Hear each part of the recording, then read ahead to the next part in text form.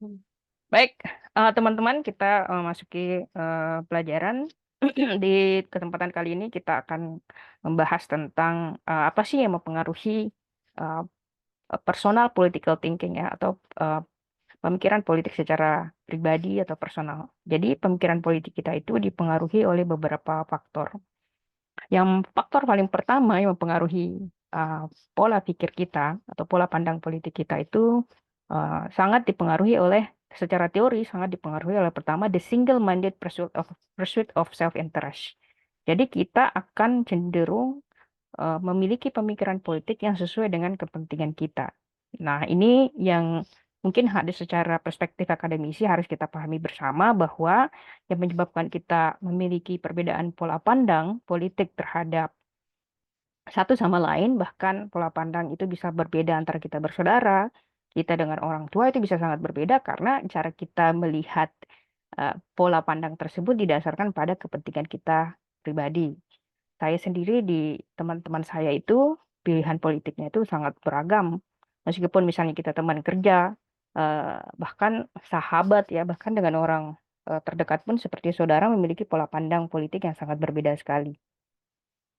Nah, ini disebabkan karena pemikiran politik kita itu sangat dipengaruhi oleh merujuk pada apa yang menguntungkan kita, atau kira-kira dari pola pandang politik itu yang mana akan paling sangat berpengaruh terhadap self interest atau kepentingan kita pribadi. Misalnya kalau Anda pekerja, eh, dengan kemudian ada misalnya calon dari presiden dan wakil presiden yang eh, ingin mesejahterakan buruh atau karyawan, tentu tidak ada yang salah ketika kemudian Anda memilih calon tersebut, karena memang secara teori itu akan pertama kali, unsur pertama kali yang akan dilihat dari orang tersebut adalah bagaimana kemudian pemikiran politik yang akan kita pilih itu berdampak atau mempengaruhi kepentingan pribadi kita. Sebagai contoh, misalnya kalau saya seorang akademisi, saya akan memiliki kecenderungan kepada siapapun kandidat yang memperjuangkan misalnya nasib pendidikan atau nasib dosen di Indonesia. Karena itu merupakan apa namanya, itu berdampak langsung kepada saya. Nah, jadi kalau kita lihat di Indonesia sendiri, Indonesia itu kan, pemilih di Indonesia itu terpilih sebenarnya menjadi dua ya, pemilih base-nya Islam, pemilih base Islam, kemudian kedua adalah pemilih base-nya nasionalis. Nah, tapi dalam sejarah Indonesia itu belum pernah ada partai Islam yang menang dalam pemilu. Eh, Biasanya selalu kaum nasionalis yang apa namanya yang muncul. Tapi kalau pertanyaannya adalah kenapa kemudian base pemilih di Indonesia itu terbagi menjadi dua, nasionalis dan religius atau religius Islamis, karena memang pemikiran politik di Indonesia itu hanya didasarkan pada dua hal ya. Pertama adalah kepentingan secara nasional, kemudian kedua adalah kepentingan secara agama. Nah, itu dasar teorinya. Nah, tapi kalau kita lihat misalnya dari pembagian psikologi pemilih di Indonesia, pemilih di Indonesia itu dibagi menjadi tiga klaster. Klaster pertama adalah klaster emosional. Nah, klaster emosional ini adalah klaster pemilih yang sangat dominan di Indonesia. Orang yang kalau misalnya dia memilih politisi A atau calon presiden A, B, atau B atau C ya, atau P1, 2, dan 3, ketika ditanya kamu kenapa memilih, kenapa Anda memilih misalnya nomor sekian gitu. Dia kalau jawabannya misalnya ya karena saya suka aja, karena dia misalnya ganteng atau apa, itu adalah pola pemikiran yang memiliki kecenderungan terhadap perspektif emosional.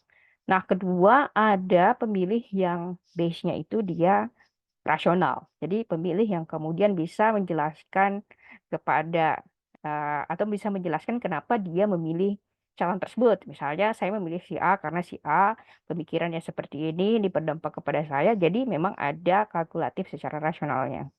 Dan yang terakhir adalah pemilih yang rasional emosional. Jadi dia berusaha mengimbangkan rasa emosionalnya itu dengan pemikiran-pemikiran yang rasional.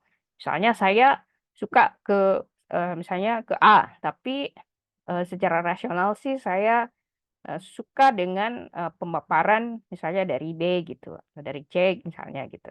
Nah, itu adalah emosional rasional. Nah, di Indonesia karena sifatnya dominan emosional, itu akan sangat berdampak pada quality of demokrasi kita.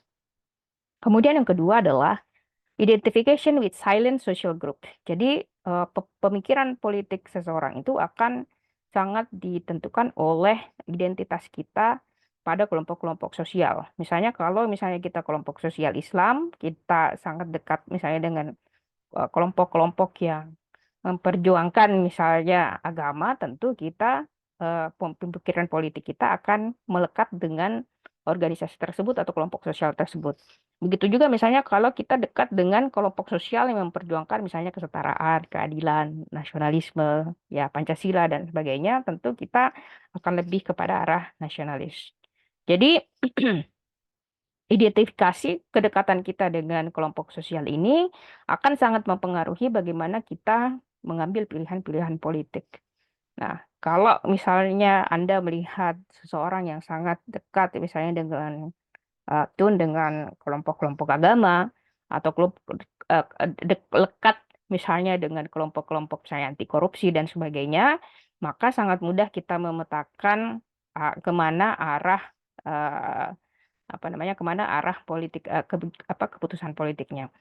Nah, ini juga bisa dilihat dari misalnya kita mengidentifikasi partai di Indonesia ya. Misalnya kalau partai eh, eh, PDIP misalnya dia masuk kategori misalnya nasionalis. Kalau kita lihat misalnya P3 dia masuk partai religius. P3 PKB ya eh, dan P3 pasti dia juga masuk religius ya. Kemudian Nasdem nasionalis.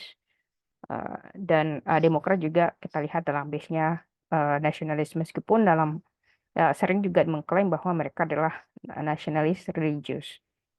Nah, ketiga adalah the influence of opinion leader, especially presiden. Jadi yang sangat mempengaruhi pemikiran politik seseorang itu adalah para opini-opini para pemimpin ya atau key opinion leaders. Jadi kalau kita lihat dari bagaimana kalau kita mengidolakan seseorang, terus seseorang itu memiliki pemikiran politik, kemungkinan besar kita akan terpengaruhi oleh pemikiran politik orang tersebut.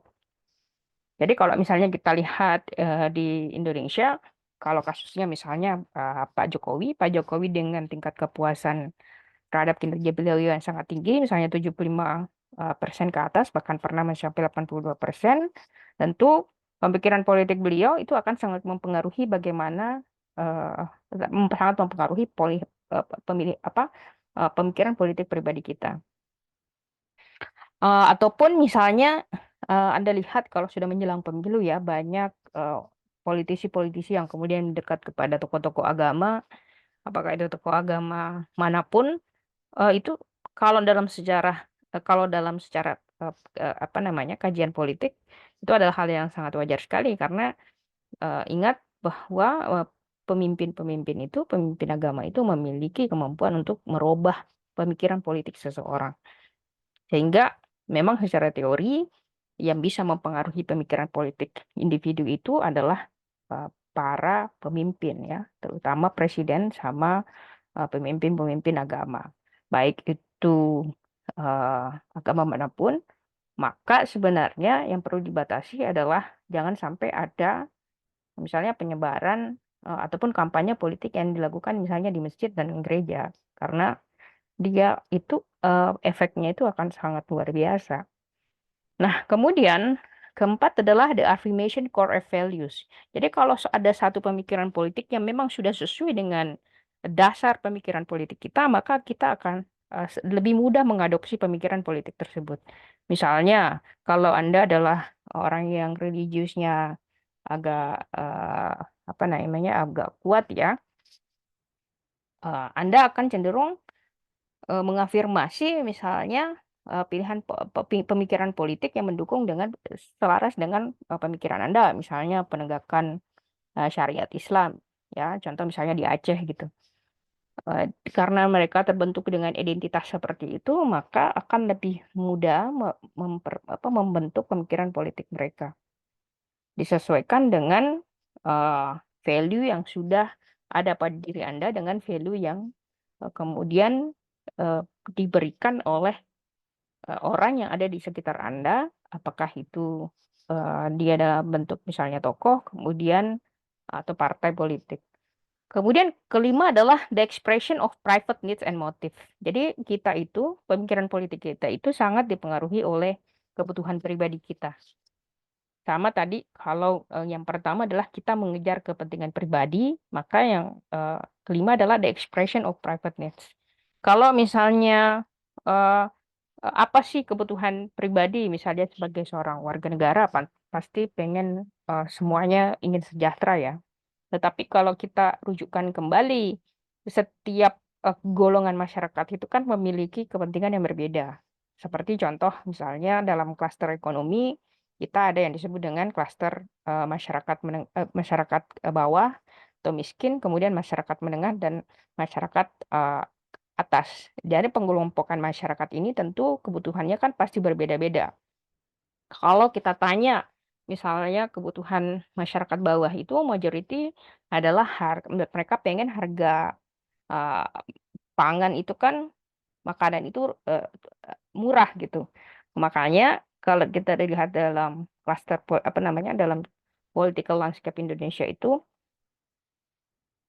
kebanyakan calon-calon ke politisi ini itu memberikan janji yang sangat manis sekali, ya kayak misalnya eh, akan ada gratis ini atau gratis itu gitu. Nah, sebenarnya targetnya siapa gitu kan? Targetnya adalah orang yang ke bawah ini, karena itu tuntutan dari mereka. Dan ingat bahwa dalam klaster pemilih di Indonesia itu 60% pemilih di Indonesia itu adalah mayoritas lulusan SMP. Nah, lulusan SMP ini sering dikaitkan dengan rentan terhadap kemiskinan, ah, atau misalnya belum sejahtera. Nah, kalau udah kasusnya seperti ini, tentu eh, pemikiran politiknya itu akan sangat berasosiasi dengan kepentingannya dia. Kemudian motifnya apa? Kalau dia misalnya memiliki pemikiran politik itu ditentukan atau sangat dipengaruhi oleh motif kita. Misalnya motif kita adalah kita pengen misalnya negara menanggung semua. Tuh, misalnya semuanya gratis, gitu, naik transportasi gratis. Maka kita akan memiliki kecenderungan karena motif kita pengen semuanya gratis akan berdampak pada kepentingan pribadi kita, maka kemungkinan besar kita akan memilih misalnya calon eh, pemimpin yang memiliki kecenderungan atau janji-janji yang pengen menggratiskan banyak hal. Nah, itu adalah kalau kita melihatnya secara teori memang itu sangat lumrah sekali ya. Kemudian keenam adalah inference drawn from unfolding political history. Jadi kalau misalnya kita dalam struktur keluarga kita ya, misalnya bapak Anda dulu Golkar gitu, atau pemilih Golkar sejati, kemungkinan besar Anda akan menjadi pendukung Golkar juga. Atau misalnya Anda di dalam keluarga Anda adalah misalnya garisnya Partai Islam atau orang yang memiliki kedekatan dengan Partai Islam misalnya, kemungkinan besar Anda akan memiliki kecenderungan untuk memilih atau memiliki pemikiran politik yang sama dengan keluarga Anda. Nah, jadi harus dilihat dalam sejarah politiknya ya, sejarah pemikiran politiknya, kemudian kita lihat lingkungannya, siapa yang mempengaruhi dalam sejarah keluarga Anda, dalam sejarah diri Anda sendiri, apakah Anda berteman dengan orang-orang dalam lingkaran misalnya nasionalis, itu mungkin Anda akan cukup nasionalis. Misalnya kalau Anda dekat dengan orang-orang yang memiliki pemikiran yang cukup misalnya religius, Anda akan cenderung memiliki pemikiran yang religius. Nah, itulah 6 aspek yang mempengaruhi pemikiran personal kita ya. Nah, kita lihat berikutnya. Jadi, apa yang membuat setelah kita memiliki eh, pemikiran politik pribadi, tentu kan pemikiran politik itu sebenarnya sangat berikatan dengan kebijakan yang akan dikeluarkan. Atau misalnya nih ya, pemerintah mengeluarkan kebijakan eh, naik naik kereta gratis misalnya. Tuh, siapa sih yang tidak pengen gratis? Atau misalnya nih ya, kebijakan yang mungkin sedikit kontroversial kayak misalnya pemberian ini ini apa misalnya pemberian biaya kesehatan gratis. Ini bisa menjadi debatable kalau kita bicara tentang kesehatan. Karena kalau saya sering mungkin pernah mungkin di, di saya jelaskan bahwa kalau di Amerika Serikat itu kan mereka sangat menentang yang disebut dengan negara menanggung biaya kesehatan. Alasan utamanya karena mereka berpendapat seharusnya yang menanggung biaya kesehatan itu adalah pribadi, karena pribadi itu mereka lah yang bertanggung jawab terhadap kesehatan pribadinya. Misalnya seseorang eh, ingin sehat, ya harus makan yang sehat, harus olahraga dan makan yang makanan yang sehat ya, bebas dari stres misalnya. Nah, kalau di Amerika mereka berpendapat, ya kenapa uang pajak saya harus dibayarkan kepada orang yang tidak mau menjaga kesehatannya gitu. Karena mereka merasa itu tidak berdampak kepada diri mereka. Jadi kembali tadi kepada pemikiran, kepada bagian awal ya, bahwa yang mempengaruhi pemikiran politik orang Amerika adalah the single-minded pursuit of self-interest. Jadi kalau di Amerika itu dia pemikiran politik, benchmark politiknya berdasarkan perspektif individualisme, maka sistem pasarnya juga sangat free market dan kapitalisme. Kalau di Indonesia kan cukup, cukup berbeda ya. Indonesia itu kan masyarakatnya sebenarnya suka saling membantu. Ya, masyarakat yang suka gotong royong. Sehingga ketika dia bayar pajak, kemudian uang pajaknya dialokasikan misalnya untuk kesejahteraan bersama, biasanya sih modelnya akan banyak yang mensupport ya. Nah, kita lihat misalnya dalam kebijakan kita, BPJS misalnya. Jadi di Indonesia itu kan sistem pajaknya itu adalah sistem pajak progresif. Jadi semakin tinggi pendapatan Anda, maka akan semakin tinggi pajaknya. Artinya, kalau di Amerika itu ditentang habis-habisan karena intinya mereka berpikir bahwa ya kenapa orang kaya itu harus dipajak lebih tinggi? Artinya kalau orang bekerja lebih keras lagi, pajaknya lebih tinggi lagi. Kalau begitu kita malas aja. Dan mereka merasa tidak fair orang kaya itu dipajaki karena orang kaya itu sudah menciptakan lapangan pekerjaan. Nah, di Indonesia kalau kita orang kaya itu dipajaki, kita berpikir ya mereka kan sudah kaya gitu. Mereka tidak adil gitu. Jadi keadilan misalnya orang miskin tetap miskin tidak punya modal, maka lebih adil kalau misalnya orang kaya itu dipajaki lebih tinggi. Jadi memang pola pikirnya berbeda sehingga kemudian support terhadap suatu kebijakan itu tentu juga akan sangat berbeda ya. Nah, apa yang membuat seseorang itu mendukung suatu kebijakan? Pertama adalah tentu adalah self interest. Ya, kepentingan pribadi gitu. Kalau misalnya Anda kenapa mendukung orang kaya itu dipajaki karena eh, merasa tidak adil gitu. Mereka kan udah kaya gitu, harusnya mereka bayar pajak lebih mahal, toh kekayaannya nggak berkurang. Nah, itu perbedaan pola pikir ya. Kemudian misalnya Anda mendukung ada kebijakan yang mendukung kebijakan misalnya pemindahan ibu kota, ada yang tidak mendukung pemindahan ibu kota. Terutama kalau misalnya Anda ada orang yang bekerja dalam sektor yang kemungkinan besar pekerjaan Anda akan terdampak, misalnya kalau ibu kota pindah, tentu ada kecenderungan Anda tidak akan support kebijakan tersebut. Tapi kalau misalnya orang Kalimantan yang nanti eh, kampungnya itu akan dibangun, kemudian harga tanah jadi naik, tentu mereka akan sangat mendukung kebijakan tersebut.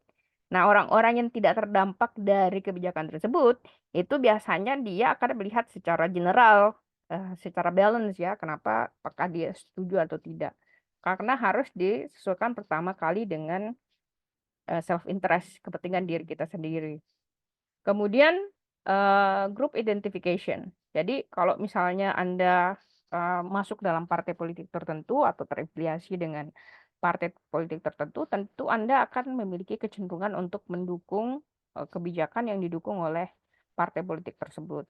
Misalnya partai politik A mengeluarkan kebijakan secara keseluruhan bahwa seluruh biaya pendidikan mulai dari SD sampai kuliah misalnya ditanggung gitu. Kalau misalnya itu dikeluarkan oleh partai politik yang Anda satu sejalan dengan itu dan sesuai dengan kepentingan pribadi Anda, kemungkinan besar kebijakan tersebut akan sangat eh, didukung ya. Tapi ada beberapa kebijakan misalnya akan mendapatkan penolakan, apalagi kalau tidak berhubungan dengan kepentingan kita. Contoh misalnya pemberian kebijakan pemberian eh, eh, pupuk bersubsidi bagi petani gitu. Nah, ini menjadi debatable apakah ada yang mendukung atau tidak. Nah, kalau kalau kebijakannya misalnya seperti itu, maka dikaitkan kembali dengan afiliasi politiknya. Jika misalnya Anda dekat dengan partai politik yang mendukung hal tersebut, kemungkinan besar Anda akan mendukung kebijakan tersebut. Kemudian yang berikutnya adalah sorry ya, ini salah numbering, leadership ya, kepemimpinan.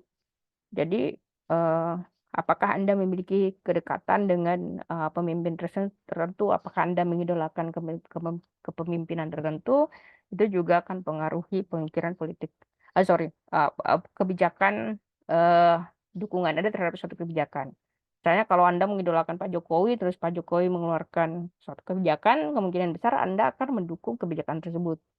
Kemudian value ya, nilai.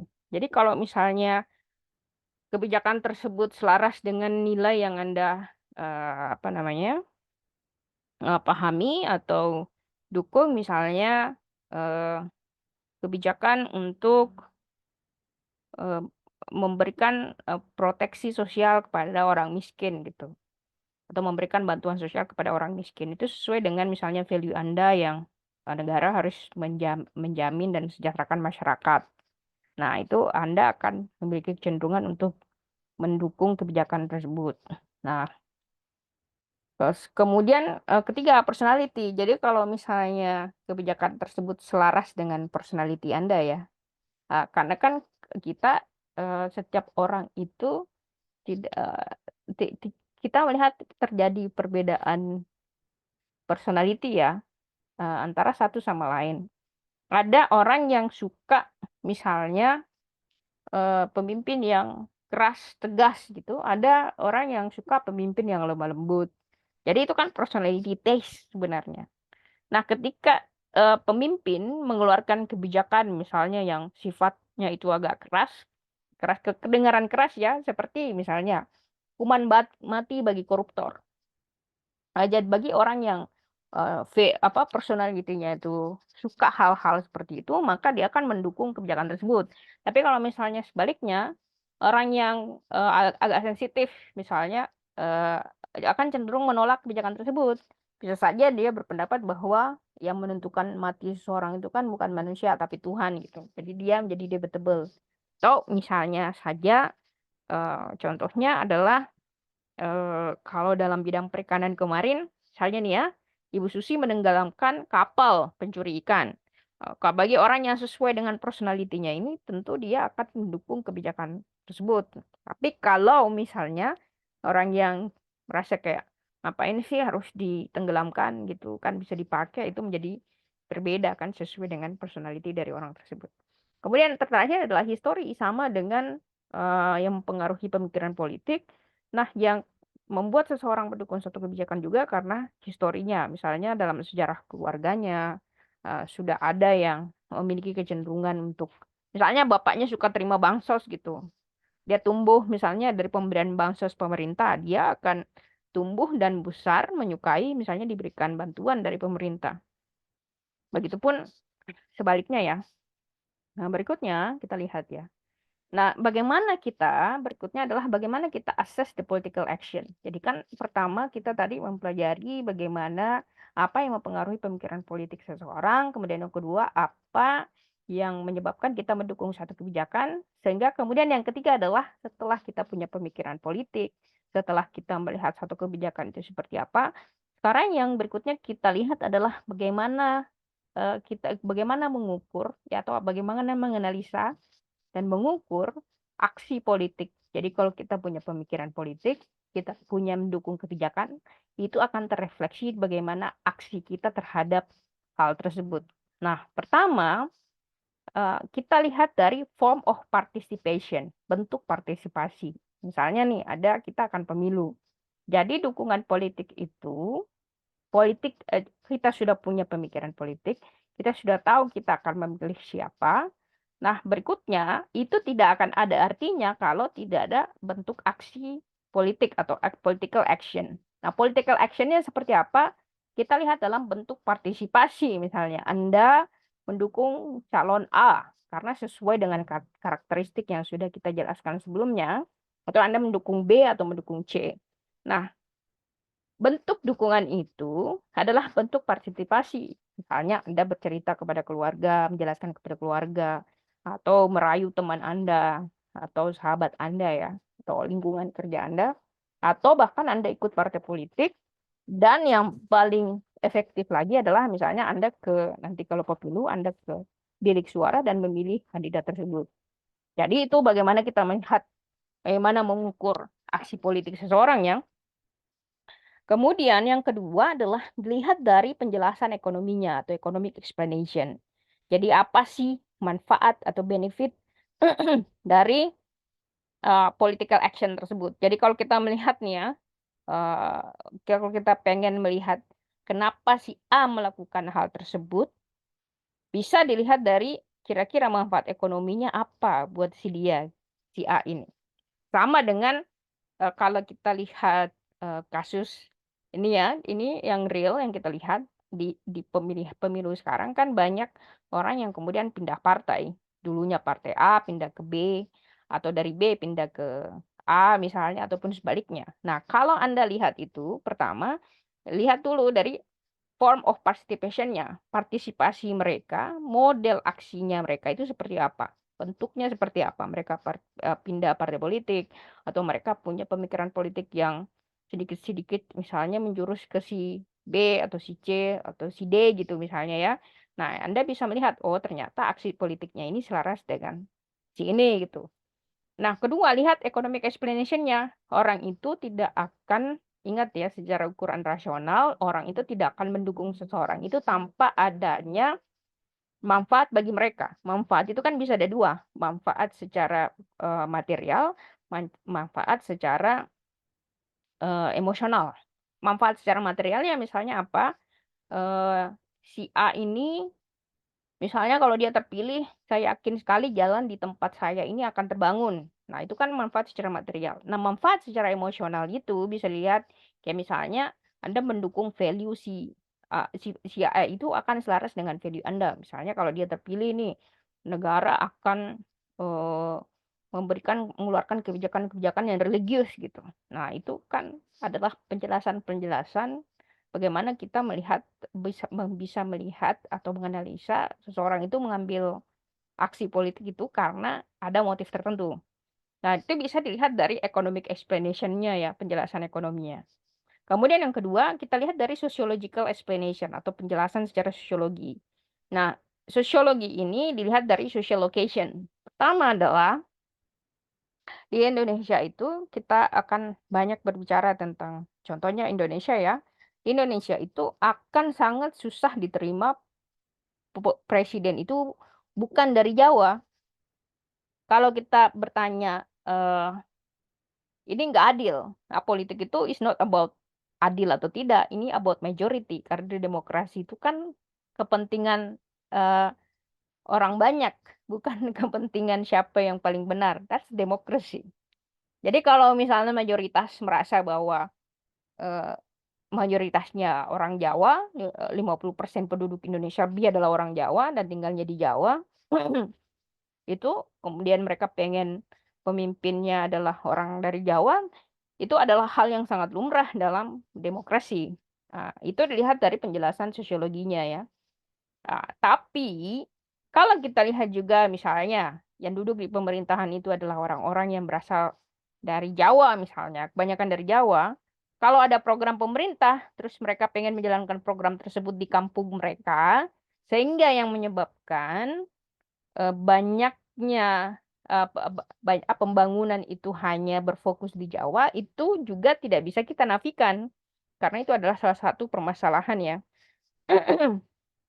Nah, jadi kalau kita lihat, pertama kita lihat social location-nya seperti apa, kemudian struktur demografinya seperti apa, misalnya pendidikan, pendapatan, pekerjaan, eh, gender, race, ethnicity, age, dan kesukaannya itu.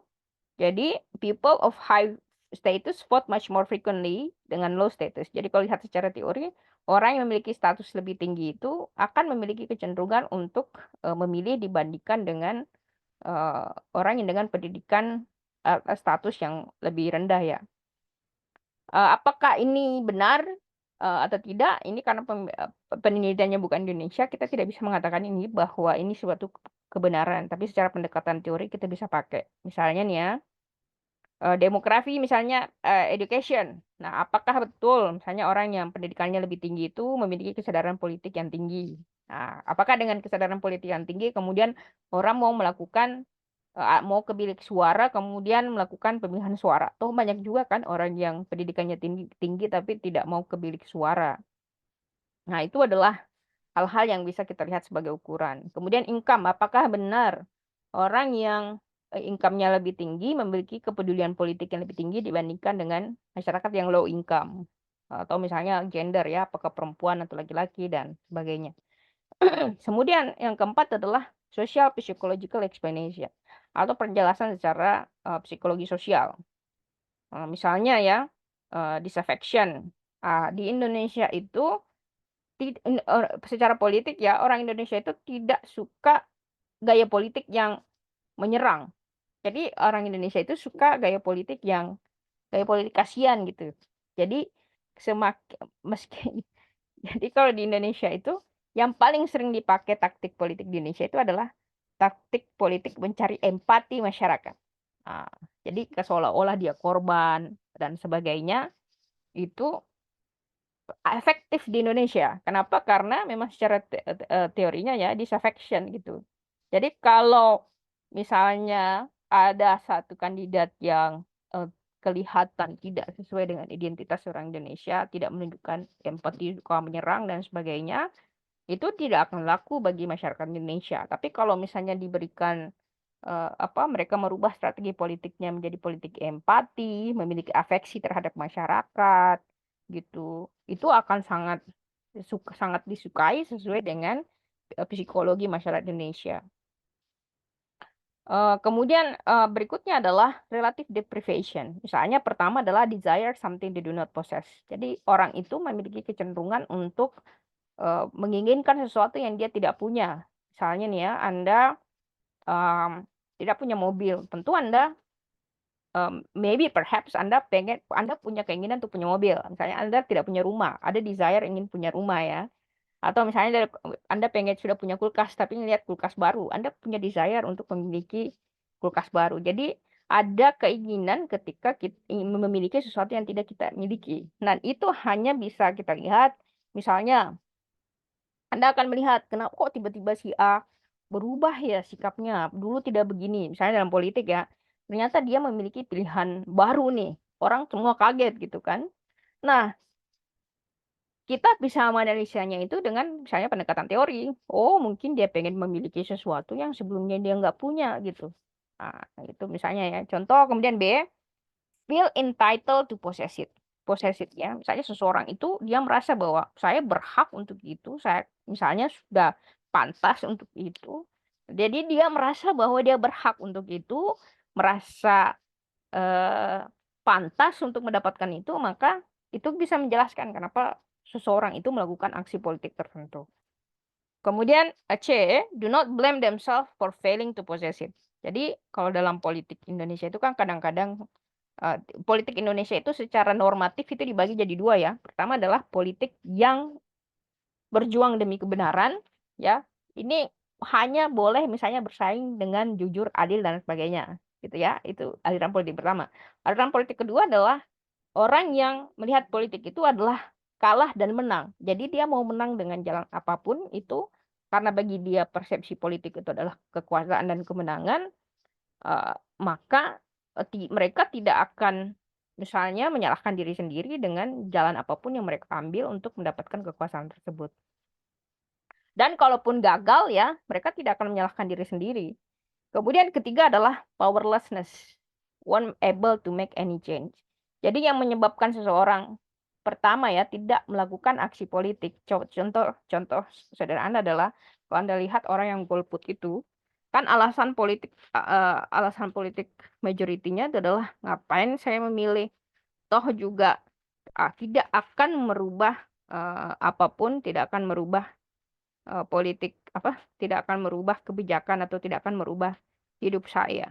Nah, itu tak what happens eh, di dalam eh, itu yang membuat orang-orang yang golput itu ya.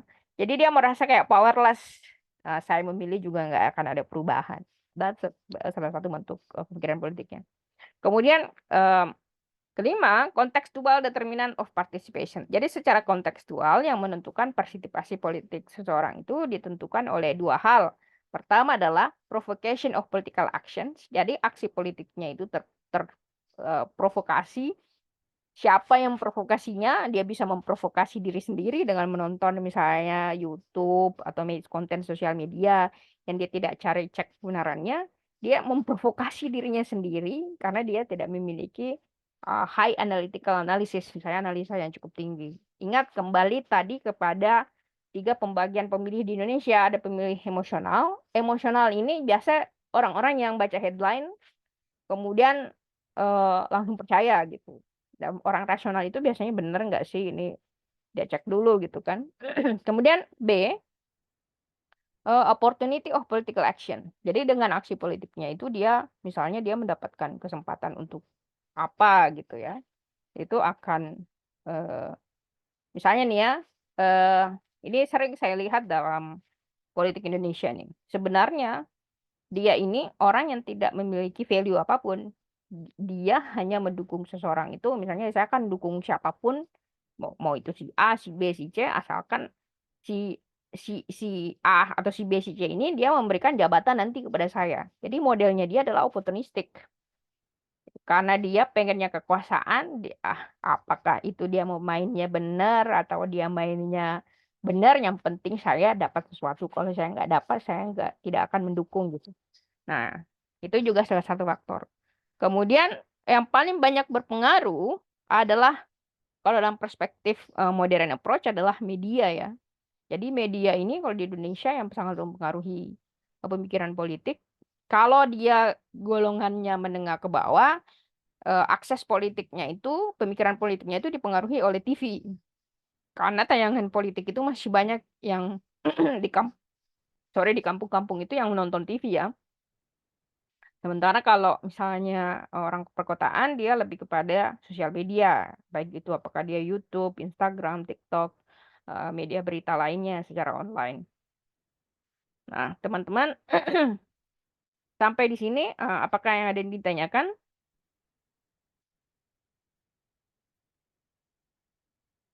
Kalau tidak, saya lanjutkan sebentar ya. Nah, sekarang kita lihat setelah kita belajar tentang pemikiran politik, apa yang pengaruh pemikiran politik seseorang, kemudian yang kedua adalah eh, apa yang mempengaruhi seseorang mendukung suatu kebijakan, kemudian bagaimana kita mengakses aksi politik seseorang. Sekarang berikutnya keempat adalah tentu ketika satu pemerintahan itu bisa berjalan harus di backing dengan trust atau kepercayaan. Nah, kepercayaan itu Anda bilang bahwa mungkin Anda sering apa namanya baca ya bahwa trust itu kan dibentuk uh, tidak dalam jangka pendek tapi jangka panjang. Jadi apa yang menentukan kepercayaan, terutama kepercayaan kepada pemerintah? Pertama adalah rises with formal institution, informal institution, and wage. Jadi kalau institusi kelembagaan itu, institusi ini merujuk kepada kelembagaan ya. Misalnya kelembagaan itu dan informal kelembagaan, itu dia kelembagaan tersebut menjalankan fungsinya dengan baik, ya. eh, Anda tentu akan memiliki tingkat kepercayaan tinggi terhadap kelembagaan tersebut. Saya pengen menjelaskan seperti ini ya. Orang Indonesia kalau kita lihat rate kepuasan masyarakat terhadap pemerintahan Pak Jokowi itu kan sangat tinggi sekali. Tetapi ingat kita itu memiliki kecenderungan untuk mengidolakan sosok bukan lembaga. Contoh misalnya nih ya, ketika orang memiliki persepsi terhadap Pak Jokowi, persepsinya itu tidak disamakan dengan persepsi orang melihat pemerintah. Apa buktinya? Kalau misalnya saya tanya, bagaimana apakah sama persepsi Anda melihat Pak Jokowi dengan melihat kepolisian? Pasti Anda akan menjawabnya berbeda, ya. Apakah sama misalnya Anda melihat eh, persepsi Anda dengan Pak Jokowi dengan persepsi Anda melihat KPK? Pasti berbeda. Kenapa berbeda? Karena Anda melihat ketokohannya. Padahal baik itu dia polisi ataupun KPK kan merupakan bagian dari pemerintahannya Pak Jokowi misalnya. Jadi itu yang bisa mempengaruhi trust itu adalah pertama adalah kelembagaan. Jadi kalau kelembagaan yang di bawah pemerintahan itu dia berjalan dengan baik, dia menjalankan fungsinya dengan baik, masyarakat akan memiliki trust yang cukup terhadap kelembagaan tersebut. Kemudian yang kedua adalah decrease with population heterogeneity. Jadi semakin masyarakat itu dia heterogen, dia tidak homogen ya. Jadi kalau misalnya dia heterogen, dia decrease population heterogeneity, increase homogeneity and wealth. Jadi kalau dia heterogen, dia banyak beragam. Kayak Indonesia ini kan kita modelnya ini heterogen, banyak, sukunya banyak. Nah, masyarakat yang sukunya banyak itu akan susah membentuk kepercayaan karena setiap suku mengidolakan sukunya sendiri. Misalnya, saya orang Jawa, saya kan menganggap suku saya terbaik. Misalnya Anda Sunda, Anda akan mengatakan saya suku saya yang terbaik. Sehingga untuk membentuk trust dengan masyarakat yang heterogen itu akan susah. Jadi heterogenitas itu harus dikurangi. Anda lihat masyarakat yang sangat homogen ya, kayak misalnya Korea Selatan. Dia bentuk trust-nya itu akan sangat tinggi. Lihat Jepang, karena dia homogen, dia menjadi trust-nya itu menjadi sangat tinggi. Nah, kemudian wealth-nya, jadi makin sejahtera tentu bentuk trust-nya juga akan semakin tinggi. Kemudian ketiga, immigrants. Imigran ini karena dia berhubungan dengan uh, heterogeneity ya. Kalau misalnya dia banyak imigrannya, pembentukan trust-nya itu akan susah. Kalau misalnya kita lihat Anda kemudian bandingkan dengan Amerika Serikat memang negara imigran, tetapi uh, dia terbentuk dari imigran yang sudah sangat lama sekali. Tapi kalau kita mau bandingkan misalnya nih masyarakat pendatang dengan penduduk asli Papua, itu model trust eh, masyarakat misalnya Papua terhadap non Papua yang jadi pemerintah di sana, trustnya itu akan rendah. Kenapa? Karena dia merasa bahwa ini bukan bagian dari kita.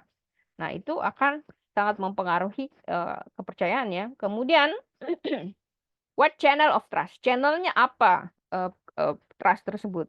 Pertama adalah dari kualitas pemerintahan. Jadi pemerintahannya harus bagus, menjalankan rule of law, menjalankan hukum ya. Kemudian kedua, invest on schooling, invest on human capital and human productivity. Jadi memang harus ada investasi tinggi terhadap sekolah, kemudian uh, human capital dan human productivity ya, kayak misalnya investasi ke apa namanya prasarana sekolah ya, universitas, pemberian training.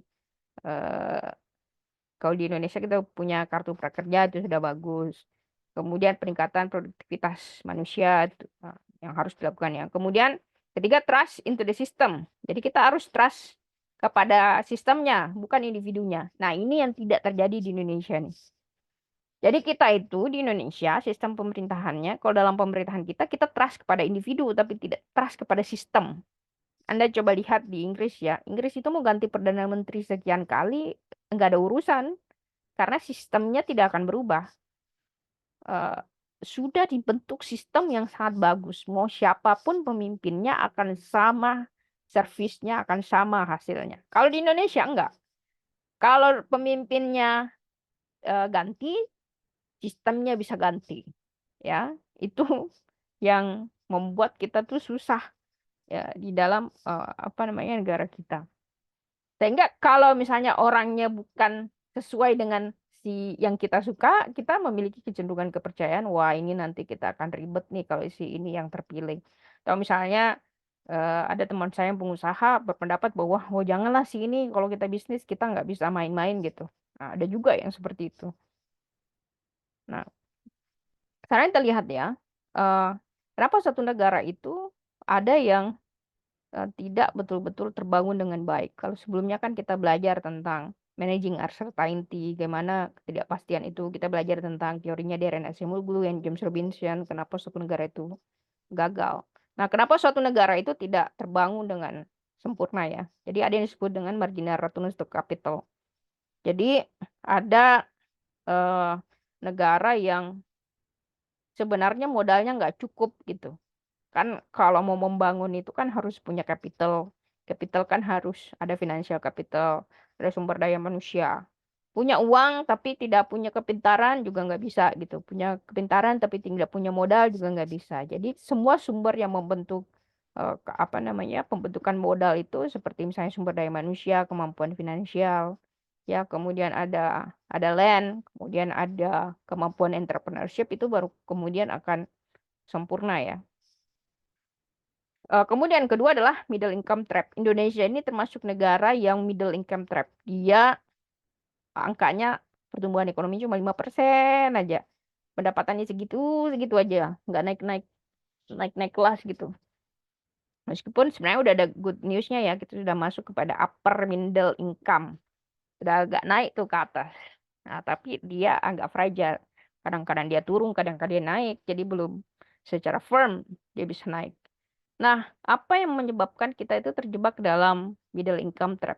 Kuncinya adalah karena pertumbuhan ekonomi kita itu sangat dipengaruhi oleh konsumsi rumah tangga. Jadi kalau kita pengen keluar dari middle income trap itu, salah satu apa namanya caranya adalah kita harus meninggikan dalam kalau kita belajar kemarin teori pertumbuhan ekonomi, kita harus meningkatkan di sektor ekspor. Ekspornya harus tinggi, kemudian investasinya harus tinggi. Itu baru kemudian kita bisa seperti negara-negara Korea Selatan, Jepang, Cina, itu baru bisa ke sana. Kalau tidak, kita akan susah untuk keluar dari jebakan middle income tersebut. Nah, sampai sini apakah ada pertanyaan? Jadi kalau ini bagian terakhir ya. Jadi kalau kita di dalam sistem pemerintahan kita kan kita sering ada yang disebut dengan insentif dan bailout ya.